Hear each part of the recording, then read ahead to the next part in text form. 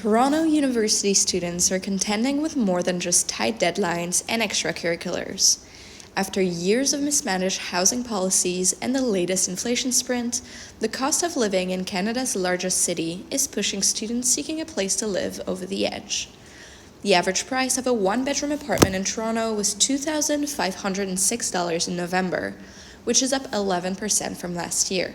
I don't see myself living here. I feel like I'd move farther out just because I want a house, and you need like $500,000 to put a down payment on a house. Who has that money? I've been saving since I was 15, and I don't have nearly as much as that, so I'll probably have to move like 2 hours out, and that's sad because I've lived here my whole life and I love it here, but it's not feasible.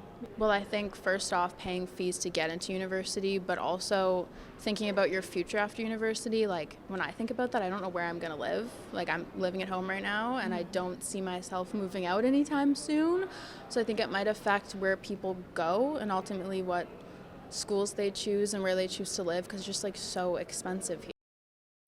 But it's not just rent that is burning the pockets of students. The price of food has also skyrocketed, leaving students with the uncomfortable task of choosing between necessities and a place to live.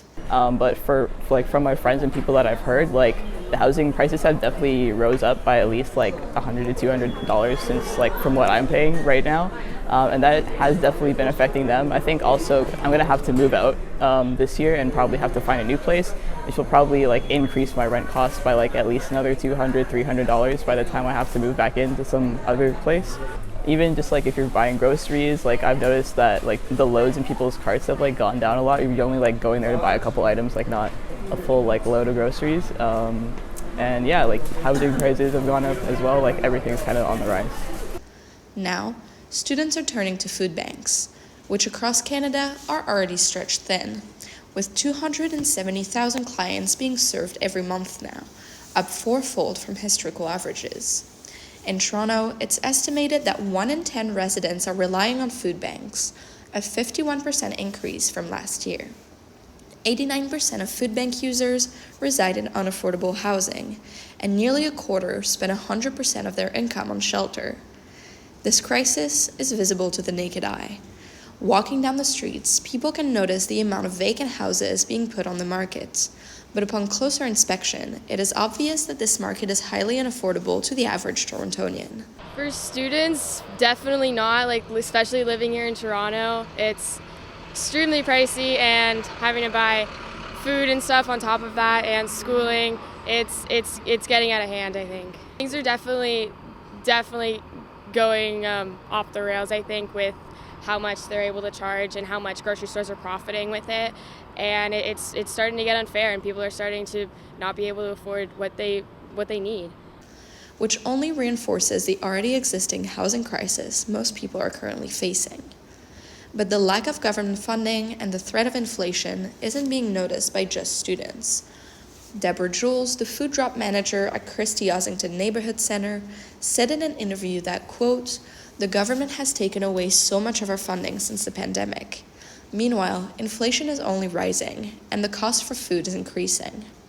Food banks are at a breaking point, with a 154% increase in new clients this year. In an interview with Gustavo Babones, an economics professor at the University of Toronto, he stressed that, quote, "The economy right now is headed into recession, if not already in one. Inflation is high, the housing market is unstable, and interest rates are unaffordable." But governments in Canada are trying to help. Locally, City Council is considering more taxes on luxury and vacant properties. The revenues would theoretically be used to build more public housing. The big focus is on co-op housing. More than 50,000 people in Toronto live in some form of co-op housing already. Federally, caps on international students are being considered to address strong housing demand, which in the long run will help, but is seemingly ineffective in the foreseeable future. And while it doesn't change the reality right now, it keeps the issue ongoing and in discussion, providing hope to students facing uncertain times. Thank you for tuning in to TMU Today. I'm Prisha Dev. And I'm Hillary Mulligan.